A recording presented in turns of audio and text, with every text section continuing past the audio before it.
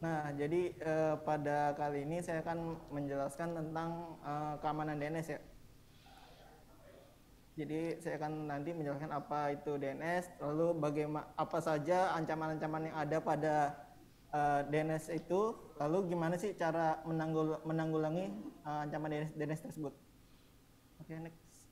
Nah, ini balik ke tambahan ke yang tadi juga ya. Di sini kan saya coba ngejelasin ulang tentang apa itu DNS. Jadi kalau kita bicara tentang domain, kita harus tahu tentang DNS. DNS itu adalah domain name system ya. Walaupun kadang ada juga yang nyebutnya domain name server. Tapi yang benar adalah domain name system. Jadi jika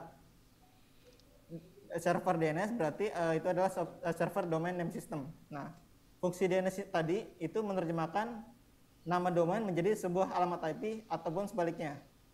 Nah, kenapa perlu diterjemahkan? Karena di dalam proses komunikasinya di sistem jaringan atau lokal itu sesama perangkat itu berkomunikasi melalui alamat IP.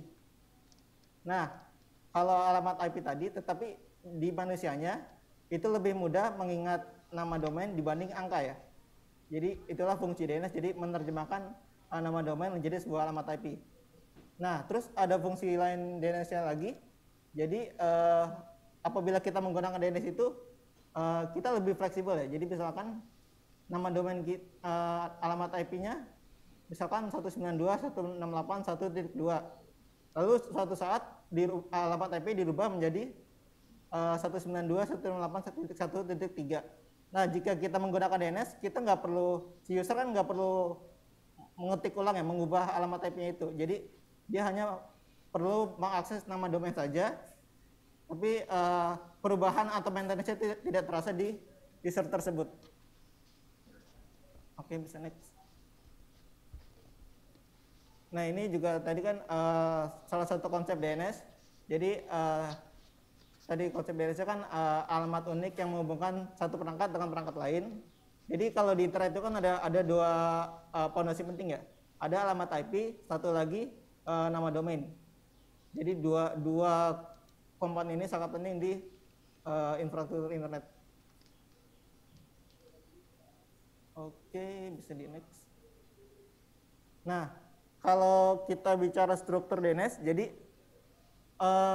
bacanya ini dari kanan ke kiri ya. Misalkan kita mau buka web pens.ac.id atau pnj.ac.id.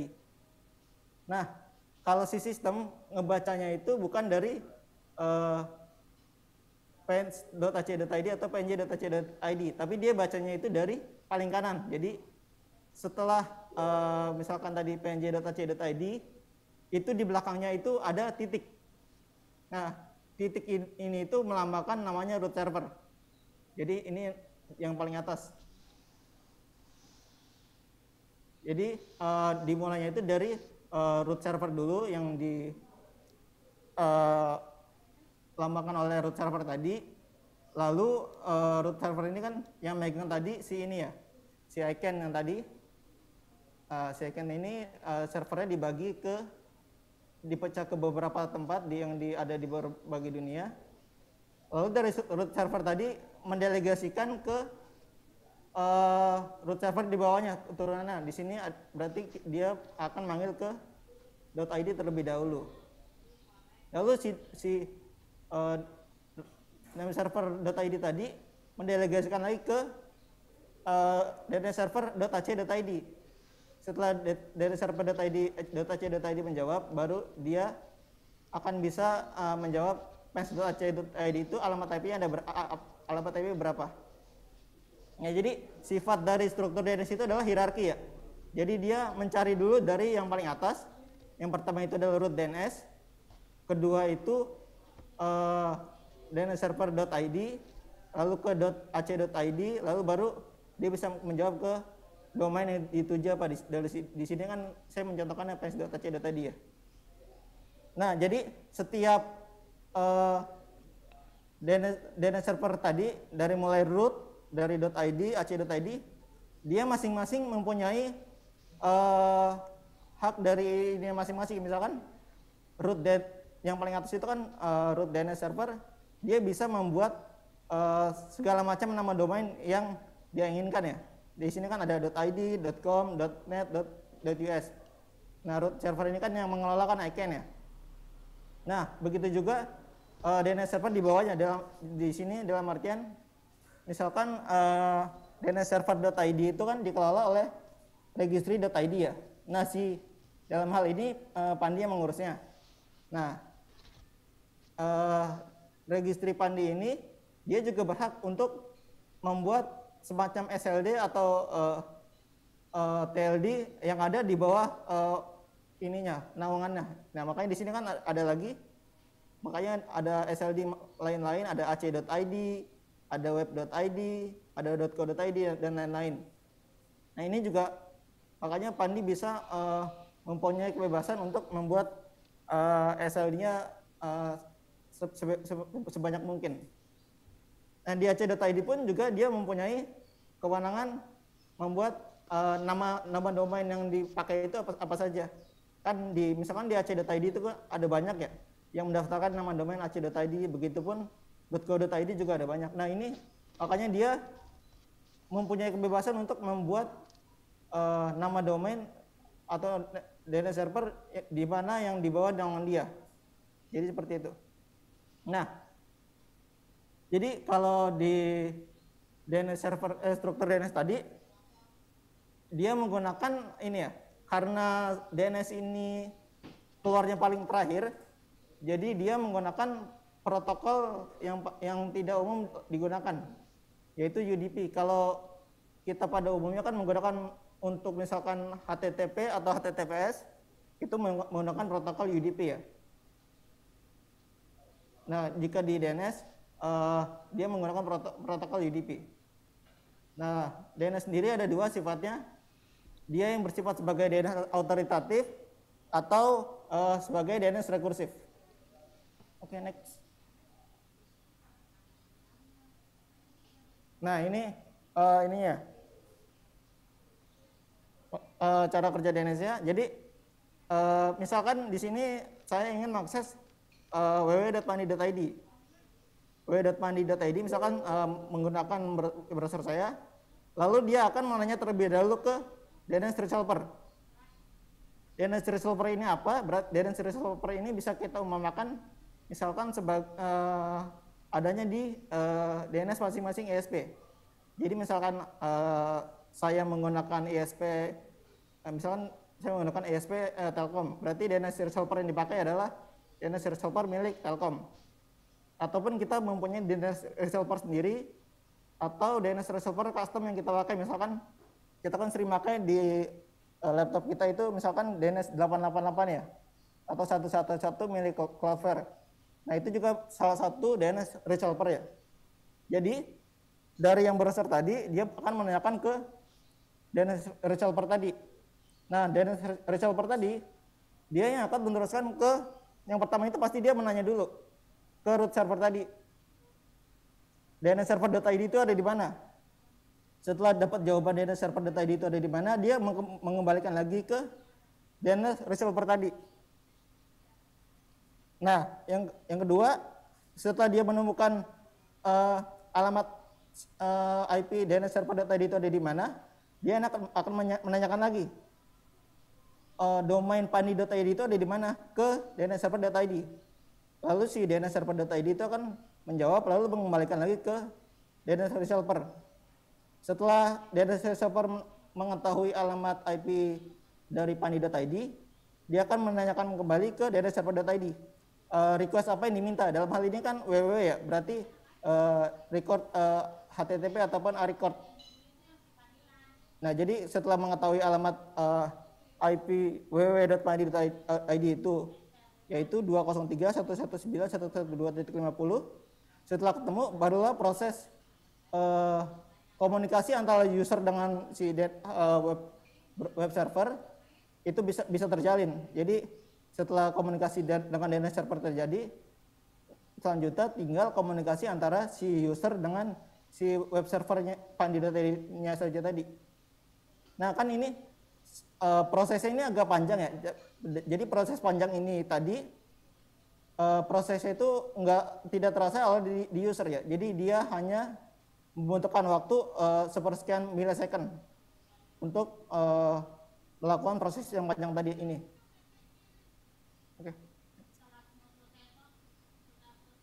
Nah ini ada beberapa record DNS ya. Jadi kan kalau tadi itu setiap request dari DNS itu ada berbagai macam ya. Misalkan HTTP, dia misalkan berarti record unlimited adalah a record. Tapi saya coba menjelaskan dari satu-satu jenis-jenis record pada DNS itu apa saja. Yang pertama adalah SOA, Start of Authority. Jadi SOA ini adalah identitas unik dari sebuah nama DNS server ya. Misalkan kita ingin menambah atau mengurangi subdomain. Nah, SOA-nya itu harus berubah atau harus naik ya. Jadi kalau SOA ini nggak naik, apabila kita menambah atau mengurangi subdomain, itu dia tidak akan terasa perubahannya di DNS server yang lain. Lalu yang kedua adalah yang fungsi paling baik digunakan biasanya adalah record A. Ini yang menerjemahkan alamat IP ke nama domain. Lalu yang ketiganya ada AAAA, yaitu menerjemahkan alamat IPv6 ke nama domain. Jadi kalau A tadi alamat IPv4, kalau yang A4 kali ini tadi menerjemahkan alamat IPv6 ke nama domain. Nah, lalu selanjutnya ada MX. Ini fungsinya paling banyak digunakan biasanya untuk ini ya, berkomunikasi untuk bertukar email. Jadi misalkan kita ingin mengirim email ke suatu kolega atau apapun, dia berkomunikasi melalui record DNS MX. Lalu yang selanjutnya adalah CNAME, Canonical Name Record atau alias. Jadi misalkan kita punya subdomain www.pani.id, kita ingin arahkan apabila ada yang mengakses www.pani.id tadi, dia langsung ke redirect ke pani.id.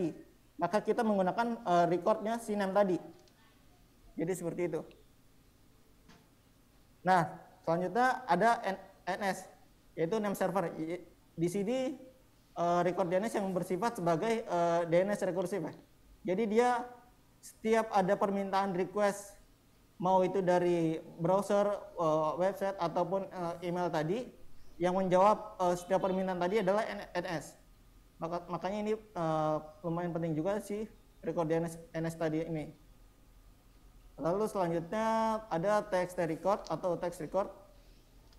Nah ini tadi sempat disinggung juga oleh Pak Ono tadi. Misalkan kita untuk melakukan verifikasi email seperti SPF, DKIM dan lain-lain, dia membutuhkan record ini ya, record DNS TXT, biar biasanya email yang kita kirim itu tidak dianggap spam oleh si provider besar, misalkan seperti Gmail, Outlook dan lain-lain. Jadi biasanya setting SPF, DKIM dan lain-lain itu ada di text record ini. Nah kalau software ini ada berbagai macam ya, ada Bind, Power DNS, Unbound, Kernel DNS, DNS MesQ, NSD dan lain-lain. Kalau di Pandi sendiri biasanya kita kan karena server DNS lumayan banyak, jadi di beberapa titik kita tidak menggunakan satu aplikasi saja. Jadi kita biasanya nge-combine antara beberapa aplikasi ini. Misalkan kita menggunakan Bind, kita menggunakan Kernel DNS, Power DNS juga dan lain-lain. Fungsinya apa? Jadi apabila misalkan ada salah satu bug di salah satu aplikasi ini, yang terkena impact itu hanya salah satu titik saja. Jadi yang aplikasi lain yang tidak menggunakan aplikasi yang terkena bug tadi, dia tidak akan menjadi masalah. Kan kalau kita hanya menggunakan satu aplikasi saja, begitu kena bug di aplikasi tersebut, maka semua ibaratnya rusak semua ya. Jadi seperti itu. Nah kalau cara nginstalnya ini simple, kalau di DNS server hampir sama pada umumnya. Nanti kita coba praktekkan menggunakan VPS yang udah saya daftarkan tadi lewat Adi Klotos tadi. Kalau cara instalasinya cukup mudah. Kalau biasa memakai terminal di OS Ubuntu, kita tinggal pt-get install bind 9.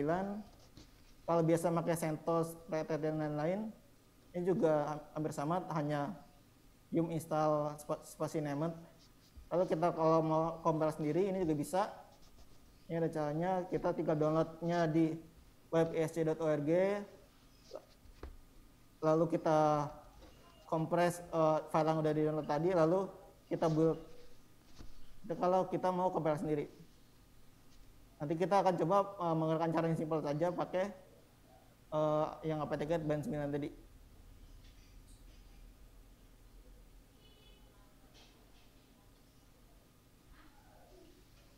Oke. Ini yang tadi sifat DNS ya. Jadi DNS recursive adalah, jadi setiap permintaan dari si user itu akan dijawab oleh si DNS recursive tadi. Nanti ada exercise-nya di materi, nanti akan ada tutorialnya step-step apa saja yang akan dilakukan. Nah, lalu ini yang tadi DNS autoritatif. Jadi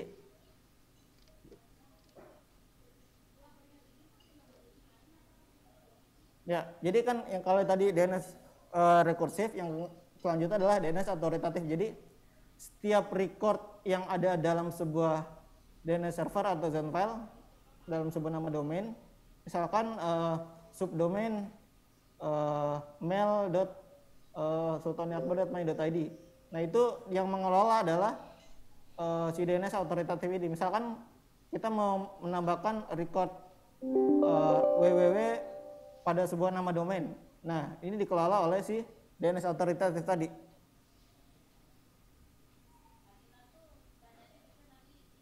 Nah, selanjutnya adalah master slave. Master slave yang fungsinya apa? Kan kalau tadi fungsi record DNS itu adalah fungsi DNS rekursif adalah untuk menjawab setiap permintaan dari user ya terhadap sebuah nama DNS server. Nah, jadi misalkan kita mempunyai name servernya misalkan dns1.pani.id. Jika kita hanya menggunakan satu name server, apabila name server tersebut mengalami kendala atau misalkan mati, itu kan domainnya langsung tidak bisa diakses ya. Makanya di sini adalah pentingnya fitur master slave. Jadi apabila kita menggunakan name server lebih dari satu, misalkan yang kita gunakan adalah dns1.pani.id dan dns2.pani.id. Nah, apabila DNS1-nya mati, itu masih akan bisa di-handle oleh si DNS2 tadi. Nah, itulah fungsinya pentingnya master slave transfer zone. Jadi setiap perubahan yang ada di master itu akan langsung ditransfer ke si slave DNS tadi, yaitu dns2.pani.id. Nah, di sini ada berbagai macam kerentanan dari DNS ya. Yang pertama itu adalah stop resolver. Jadi stop resolver ini yang tadi sebagai DNS resolver ya. Iya. Jadi ancaman ke stop resolver ke resolver tadi adalah itu detox banget. Ada ancaman anytime, yaitu denial attack. Jadi proses tadi bisa di akuisisi oleh pihak ketiga yang tidak berwenang ya. Makanya di sini ada ancaman man in the middle attack. Lalu di yang keduanya di resolver sendiri ada ancaman chat poisoning. Jadi misalkan alamat IP-nya itu diubah, misalkan alamat IP pani.id yang sebelumnya 111 lalu diubah menjadi 222. Nah, di sisi DNS server itu dia tidak merasakan perubahan terhadap website, tidak merasa dihack dan lain-lain, tetapi yang diarahkan adalah yang diserang adalah si DNS resolver tadi, yaitu menggunakan metode chat poisoning. Lalu di master slave transfer zone tadi juga ada, misalkan di proses transfernya itu ada yang mengaku-ngaku sebagai si master, padahal dia bukan master sebenarnya. Nah, itu juga ada kendalanya di master slave transversion tadi ya. Lalu di slave-nya sendiri juga bisa ada kendala, misalkan datanya itu dimodified oleh misalkan bukan dari masternya, itu juga bisa.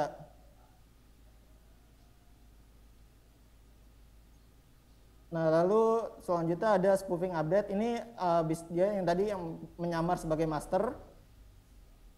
Lalu yang di proses ininya di master juga bisa ada kemungkinan ini ya, ada kerusakan data, misalkan human error dari adminnya, atau bisa kesalahan akses, itu juga bisa. Oke. Nah, selanjutnya salah satu penanggulangannya gimana? Yang pertama, kalau tadi dari segi resolver, dari pemilik domain ke misalkan ISP, dia bisa menggunakan DNS tadi.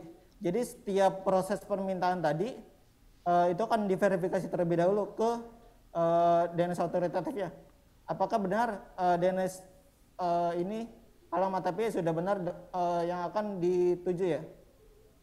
Dia akan melakukan verifikasi terhadap setiap nama record. Misalkan kalau di DNS tadi, setiap permintaan record itu mempunyai ibaratnya signature yang berbeda-beda. Jadi dia tidak melekat ke nama domain, jadi dia melekat ke signature setiap record ya. Namanya nanti ada record baru namanya RR set.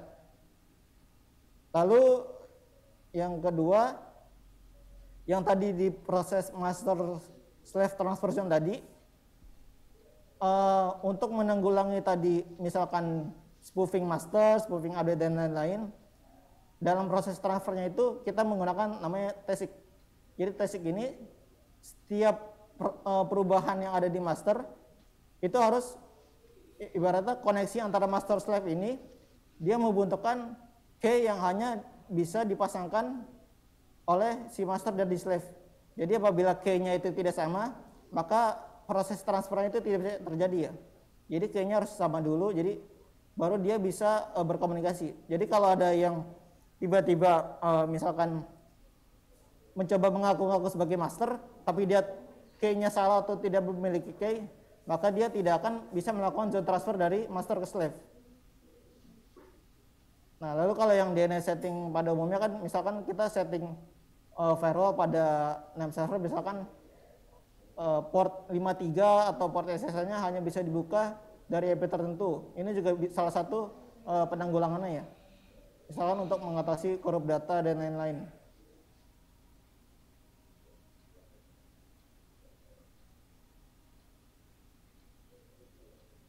Lalu yang penanggulangan kedua kan bagi pengguna akhir, gunakan DNS resolver yang aman ya. Misalkan yang tadi kan di awal misalkan kalau kita tidak menggunakan DNS resolver, biasanya kita menggunakan DNS ISP ya, seperti Telkom dan lain-lain.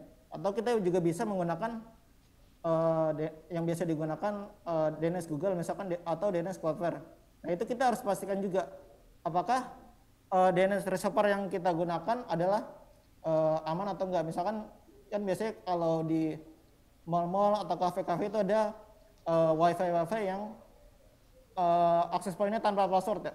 Nah, itu bisa jadi dia misalkan dia membuat DNS resolver sendiri yang tidak aman, itu bisa mengaruh juga ke kenyamanan pada saat browsing kita. Jadi misalkan data kita bisa diambil atau dan lain-lain.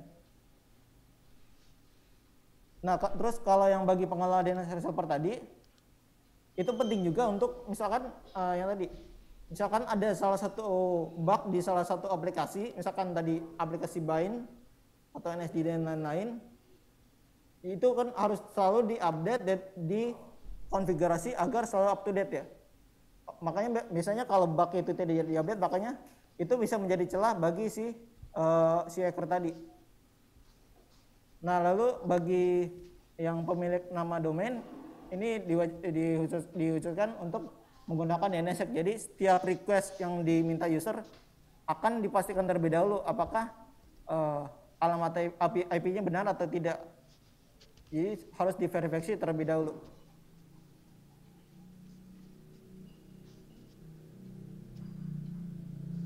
Nah ini yang tadi yang untuk mengamankan metode master slave dan slave transfer tadi. Jadi untuk pengamanannya itu dia menggunakan TSIC. Jadi dia mempunyai kode yang sama antara master dan slave. Apabila sesuai maka dia bisa ini ya berkomunikasi zone transfer. Nah ini alur transfernya. Jadi kan kalau yang tanpa menggunakan TSIC tadi, dia hanya slave dengan master. Jadi setiap ada perubahan di master, dia akan mentransfer ke slave. Tapi bila dia menggunakan TSIC, dia membentukkan key terlebih dahulu yang sama ya. Di sini kan key-nya itu adalah ABC bla bla bla XYZ. Lalu di masternya juga harus key-nya sama.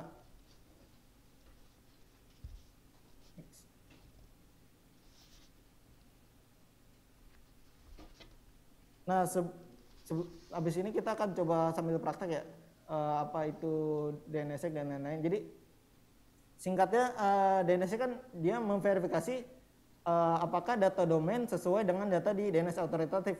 Jadi ini untuk mencegah alamat IP yang dituju itu adalah alamat IP yang benar. Misalkan alamat IP pani.id misalkan 1111. Jika tidak menggunakan DNSSEC, dia ada kemungkinan alamat IP-nya itu bisa dirubah menjadi 222 di DNS autoritatifnya.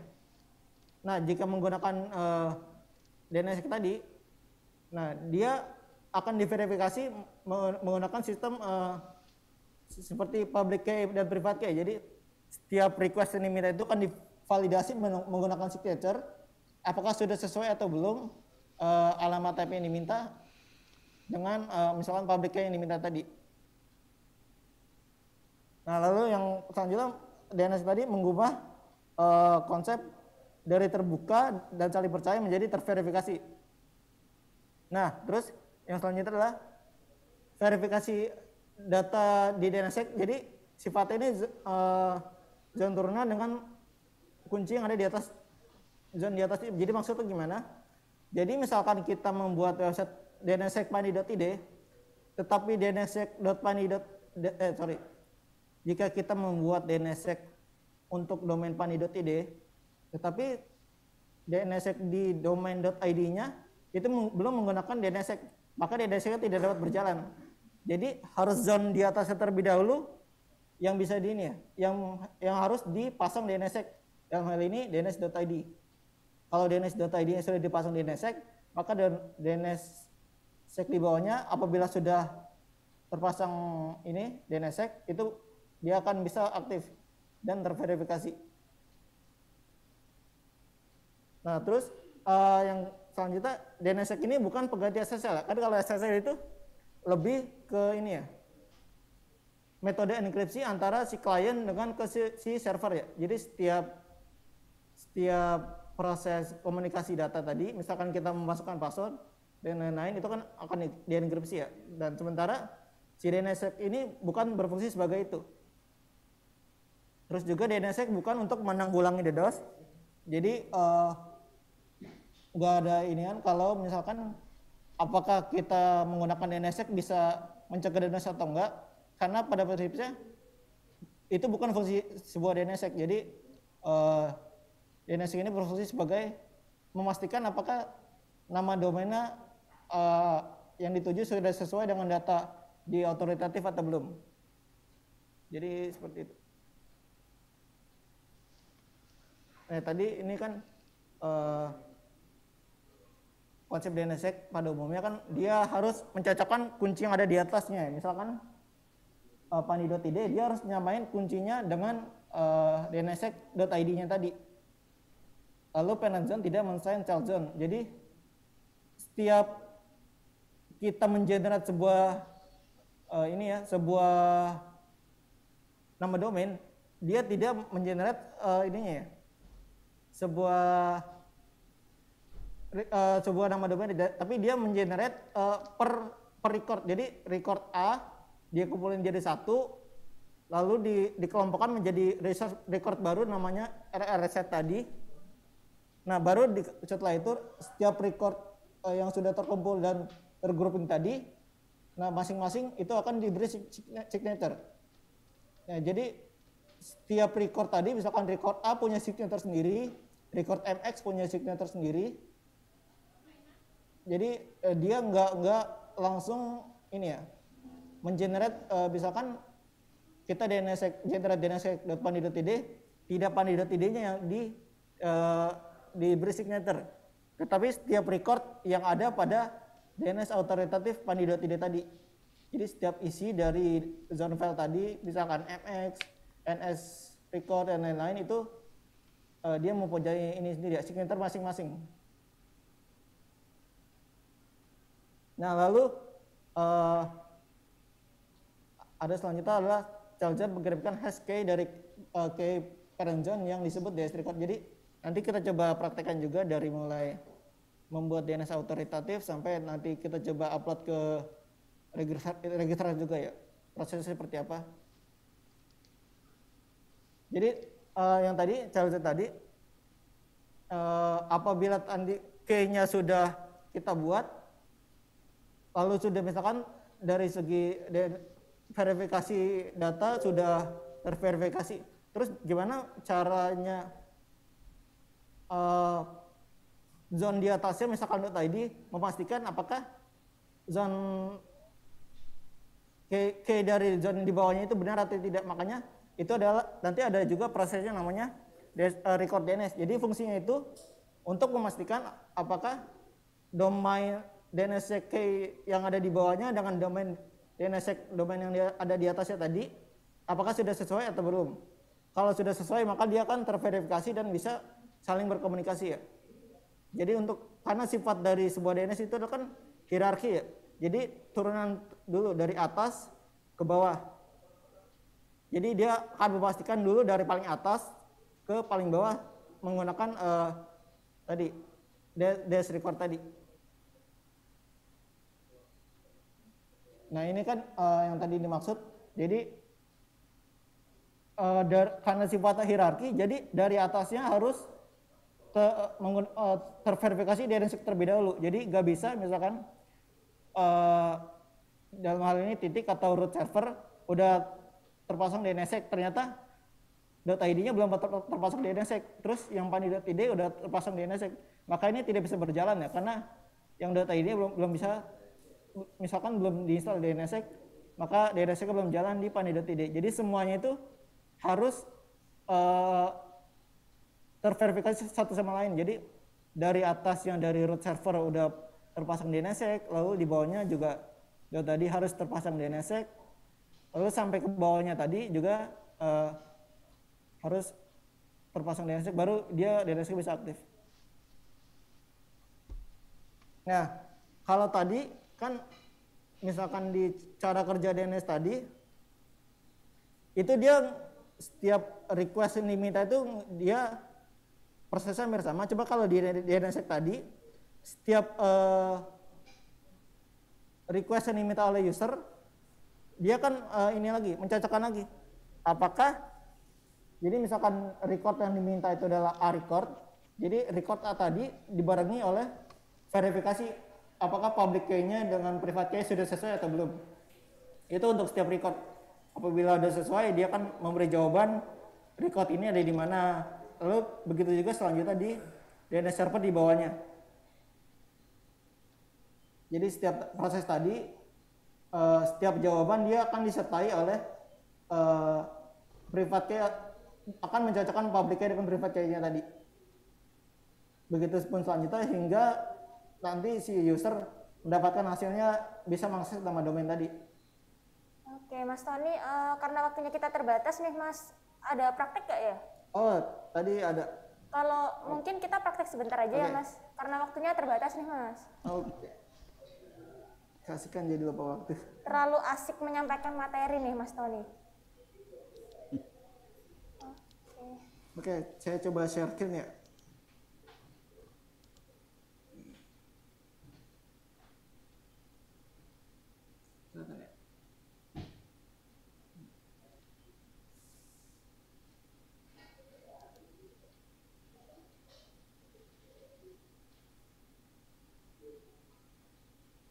Jadi di sini saya tadi udah mendapatkan ini ya, alamat IP VPS yang saya udah didapatkan dari yang ID Kotas tadi. Tadi IP-nya, di sini nggak ada.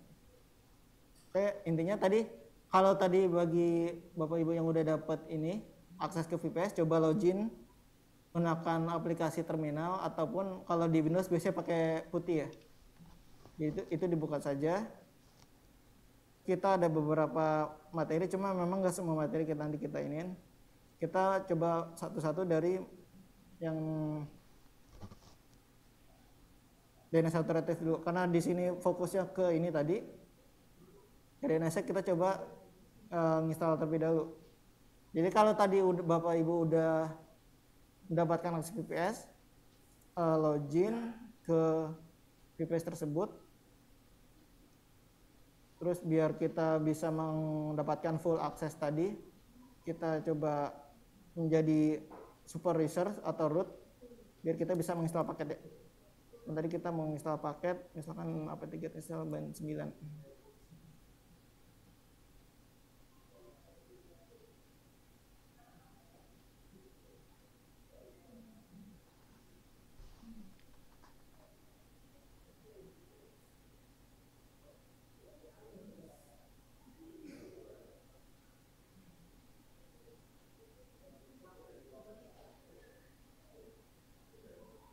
Nah, ini kan udah terinstall tadi ya.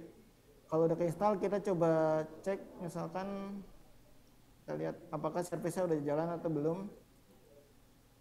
Ini kan udah jalan ya. Nah, secara defaultnya kalau di aplikasi Bind tadi, dia folder konfigurasinya itu ada di ini ya. Ada di etc/bind. Kita lihat. Ini ada beberapa nama file. Kita coba copy dari materi. Ini nanti materinya akan di-share oleh panitia, nanti diberi linknya. Ada beberapa step sebenarnya, coba kita cari yang cepatnya aja biar jadi beberapa step aja. Misalkan di sini saya pakai nano. Kita di sini kan edit file kita bind nama .local. Jadi kita membuat zone file untuk setiap nama domain. Jadi setiap nama domain itu setiap zone file itu merepresentasikan nama domain ya. Misalkan di sini saya membuat zone file untuk nama domain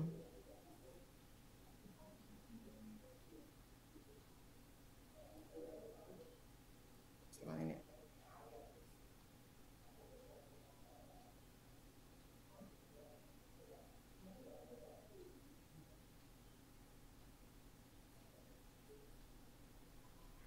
Nah ini, kalau udah kita save aja pakai Ctrl X. Lalu kita tekan Y untuk save. Nah lalu step selanjutnya adalah kita ngebuat yang tadi dimaksud DNS autoritatif. Jadi setiap record yang ada pada sebuah nama DNS itu dikelola DNS autoritatif tadi. Kita copy file tadi biar cepet. db. Kita sesuaikan dengan nama file yang kita panggil tadi ya. Di sini kan saya panggilnya db.akbar.main.id. Coba kita buka.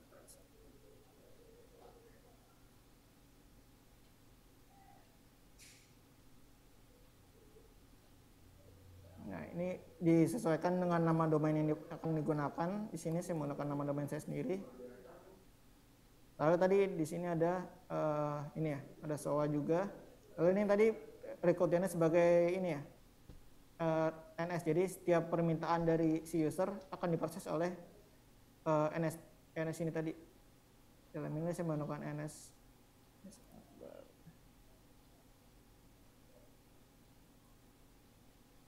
Ini hanya sebagai identitas pemilik name server tersebut siapa.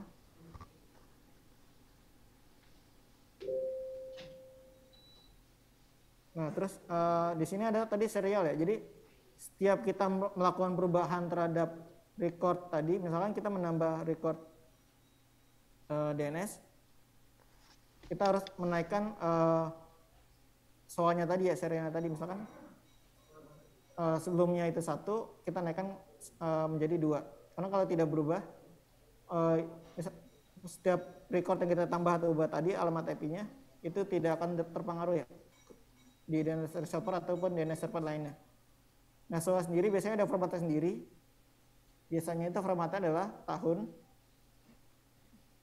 lalu bulan, yang kedua itu tanggal, lalu yang terakhir itu adalah perubahan keberapa. Misalkan tadi pertama itu 01, kita naikkan ke 02.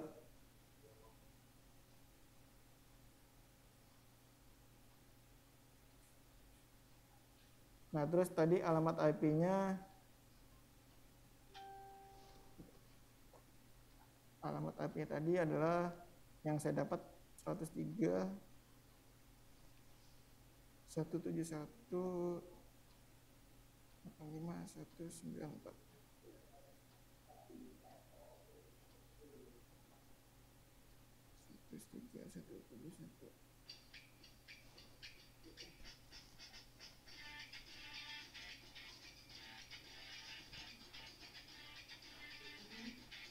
Ini kalau udah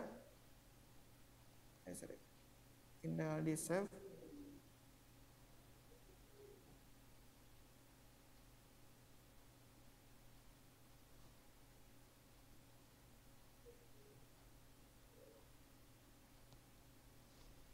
Nih, sebelum kita nge-restart, untuk memastikan apakah ada kendala atau enggak, kita cek aja. Misalkan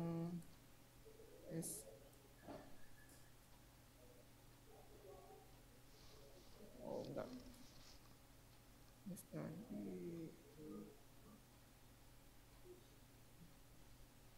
ada yang kurang.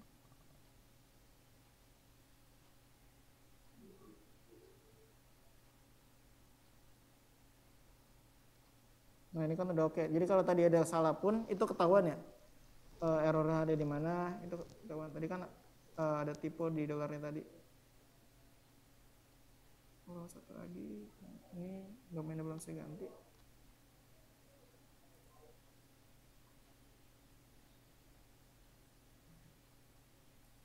Kalau udah, kita restart. Nah, terus kita coba ngetes apakah sudah bisa merespon atau enggak.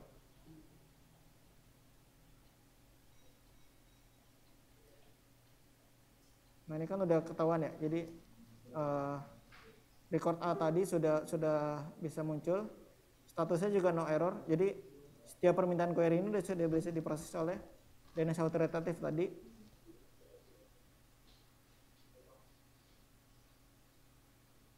Nah, kalau udah tadi, kita coba masuk yang ke ini aja ya. Yang selanjutnya adalah si DNSSEC tadi. Jadi kan standarnya apabila nggak ada kendala, biasanya dia kalau ada kendala biasanya dia statusnya bukan no error ya, tapi misalkan fail atau refuse dan lain-lain.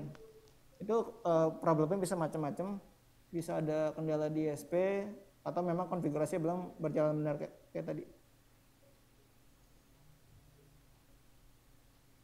Lalu selanjutnya tadi kita sekarang coba ngegenerate si ininya, DNSSEC-nya.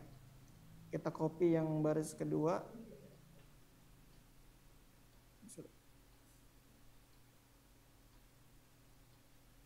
Kita yang baris pertama dulu. Kita save bind. Oke. Lalu yang selanjutnya adalah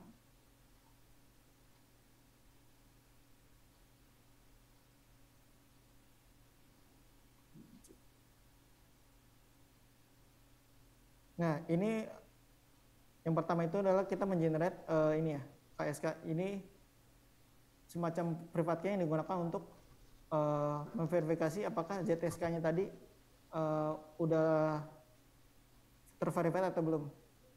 Di sini saya menggunakan standar KSK-nya adalah yang tadi SH256. Ini standar yang digunakan oleh si ICANN juga.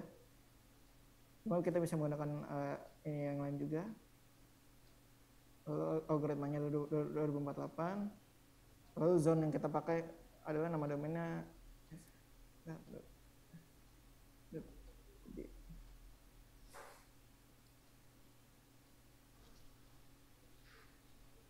Nah kalau udah, kita pakai yang kedua, kita jarak ketiga tadi.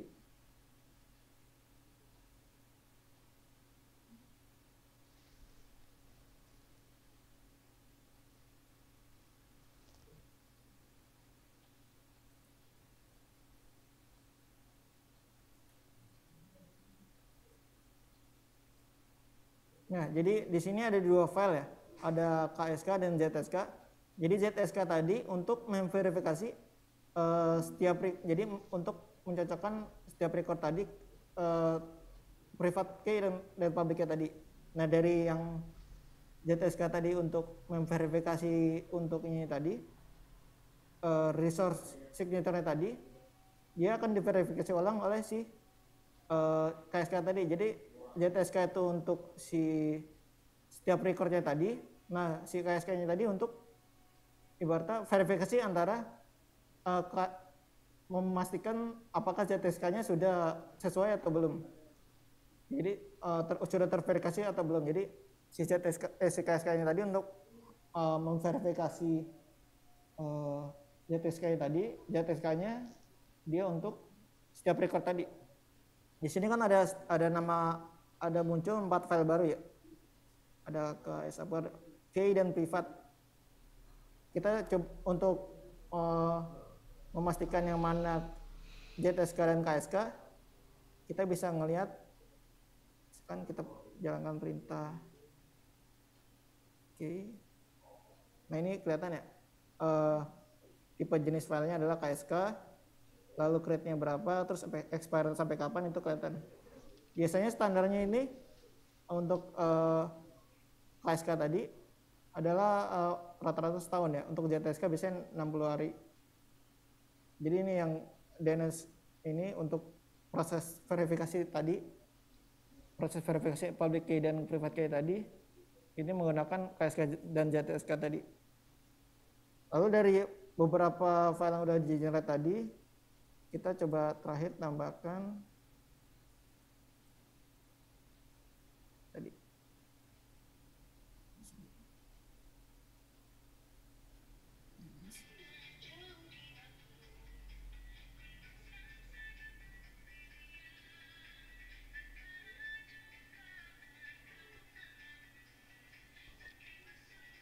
Nah tadi dari file yang udah generate kita tambahkan ke file zone file di authoritative tadi ya. Ini coba.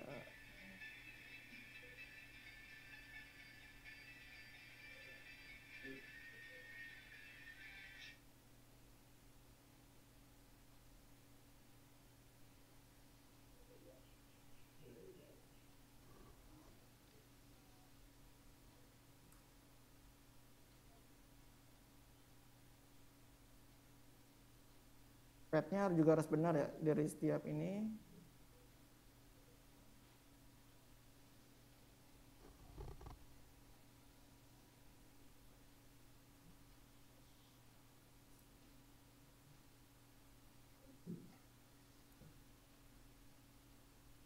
Nah kalau udah dua-duanya kan ini ada berbeda ya nama filenya, yang satu 53415, satu 61264.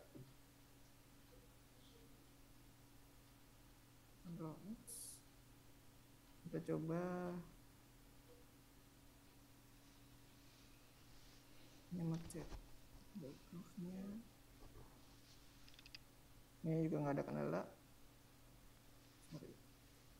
Tadi lupa naik. Kita naikkan dulu tadi serialnya menjadi 3 biar dia ada perubahan.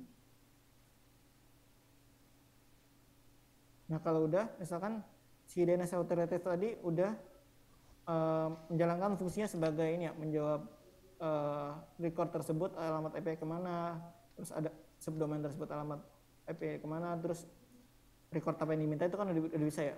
Terus untuk memastikan misalkan di sini misalkan dalam ini nama domain saya kan sakbar.my.id, misalkan gimana caranya my.id tadi memverifikasi domain yang saya daftarkan S Akbar tadi udah terverifikasi DNSSEC. Nah, proses komunikasinya itu dia membentukkan sebuah signature lagi namanya zone file. Jadi dari nama file yang udah ada tadi, misalkan kita tadi, nah ini kan kita nama yang 5341 ini ya, adalah ZSK. Nah, terus kita coba copy untuk ini yang nantinya akan kita taruh di register masing-masing. Misalkan Ctrl V.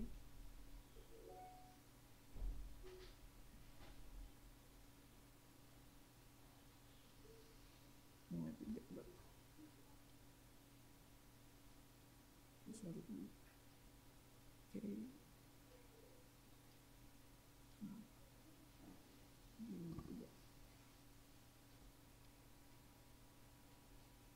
Ini nama filenya juga disesuaikan tadi.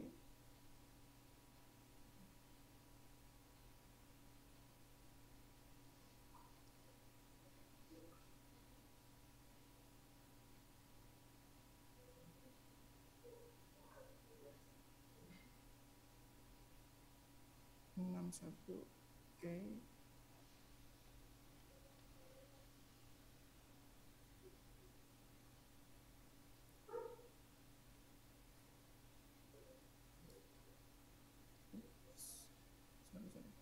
Ada tipe.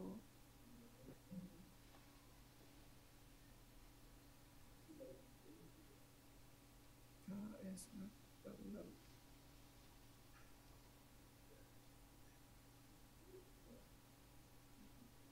not on not ada tipe.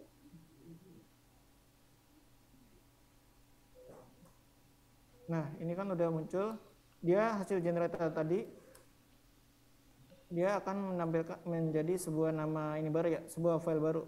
Namanya adalah db.sakbar.signet. Nah ini, tadi kan yang sebelumnya itu recordnya tadi seperti ini. Dia ketika di DNSSEC itu recordnya seperti ini. Jadi muncul record baru.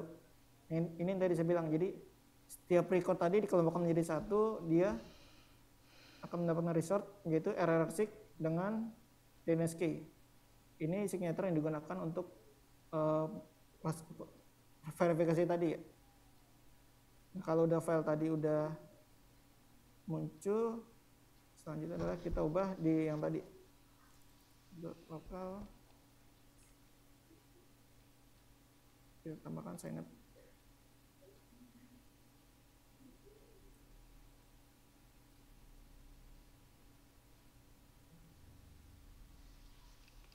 Kalau udah kita cek named. Oke, udah sesuai. Udah oke juga. Kita tinggal restart.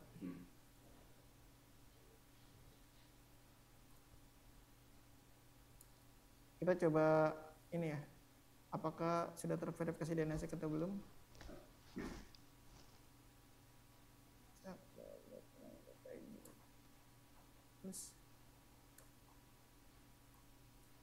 Nah ini kan udah terverifikasi DNSSEC ya. Jadi si otoritas tadi sudah bisa merespon setiap perubahan, setiap record yang diminta ya. Nah dari misalkan nanti ada setiap perubahan, misalkan kita mau menambah ininya,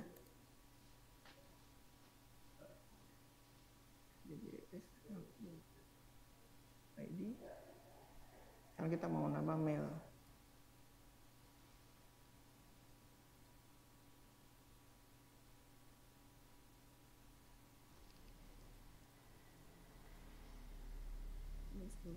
Ini saya coba kayak dummy aja. Nah dia harus di generate ulang key-nya tadi biar si parent zone di atasnya bisa ini bisa mengenal key barunya. Nah kalau udah baru di restart. Jadi secara default ini dia hanya bertahan DNSSEC tadi hanya bertahan 30 hari ya. Jadi kalau dia tidak perlu ada perubahan DNSSEC terus nggak serial yang ditambah, dia akan expired ya. Jadi kalau expired tadi si user bisa tidak mengakses nama domain yang menggunakan DNSSEC tadi.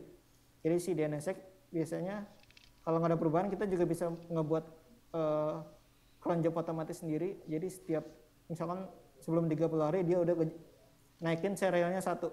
Sebenarnya simpelnya kita juga hanya perlu menaikkan serialnya aja ya. Minimal setiap 30 hari. Jadi seperti itu. Lalu tadi dari hasil yang ini tadi dia akan muncul juga nama filenya itu DSSEC. Nah ini nama yang akan kita masukkan di registrar tadi ya.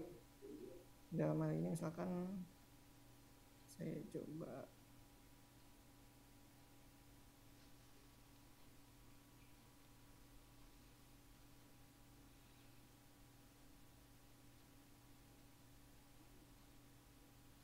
nah ini misalkan tadi di server ya.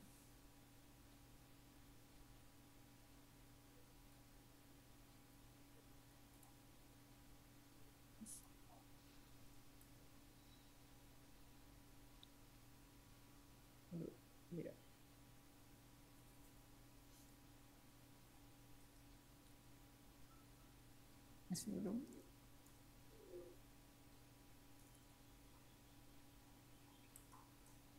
Pak.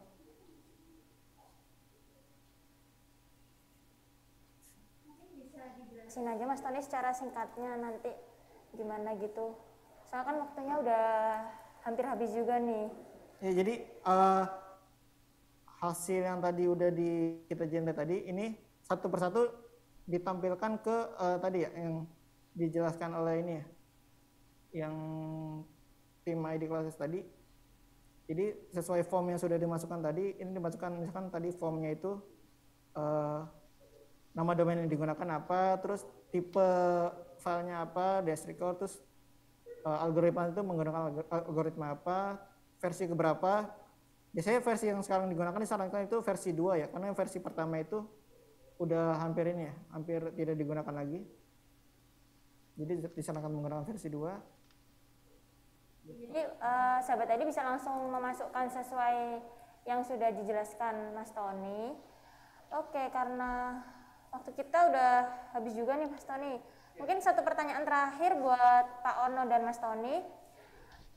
Kira-kira kita bisa mendeteksi nggak sih kalau ada orang yang ngehack atau ada yang entah memanipulasi atau phishing domain kita, dan mungkin ada nggak sih alat atau tools yang bisa kita gunakan untuk mendeteksi itu? Mungkin dari Pak Ono bisa menjawab sedikit Pak. Ini yang jago Mas Tony ini. Tapi keren neranginnya, saya dari tadi perhatiin, serius, bagus asli. Mas Tony bisa jawab, saya nggak bisa jawab. Kalau DNS saya nggak tahu. Apa? Jadi kita bisa mendeteksi nggak sih kalau ada orang yang ngehack atau yang menyalahgunakan DNS kita, dan mungkin ada tools yang bisa kita pakai gitu Mas? Kalau dari tool kalau dari website dihack biasanya kelihatan langsung ya. Kalau dari DNS biasanya justru nggak kelihatan, makanya disarankan karena nggak kelihatan tadi menggunakan DNS kita tadi. Makanya di sini kan di sini terakhir kan saya tambahkan kenapa harus memakai SSL plus DNS ya. Jadi kan kalau tadi misalkan standar domain itu kan open, kalau pakai SSL itu trusted, lalu kalau pakai SSL plus DNS dia bisa jadi verified. Makanya itu kan salah satu kenapa pentingnya menggunakan SSL dan DNS tadi untuk menanggulangi tadi. Berarti sangat penting banget nih Mas ya gunanya SSL dan juga DNSSEC. Nah tadi sedikit pemaparan dari Mas Tony dan juga udah dipraktekkan juga nih teman-teman. Jadi buat sahabat ID yang tadi ketinggalan materinya, nanti kita akan share di website meeting.pandi.id, dan recordingnya nanti ini juga akan di-share di YouTube Pandi Indonesia, seperti itu. Nah buat nanti yang masih ada pertanyaan seputar domain atau tentang materi ini, nanti bisa langsung ke helpdesk@pandi.id. Nanti teman-teman bisa langsung email saja seperti itu. Oke, saya ucapkan terima kasih buat narasumber yang sudah mengisi materi pada hari ini. Banyak sekali ilmu dan pengalaman yang diberikan. Oke, tadi di awal kan saya mengumumkan bakalan ada pemenang nih buat pertanyaan terbaik. Di sini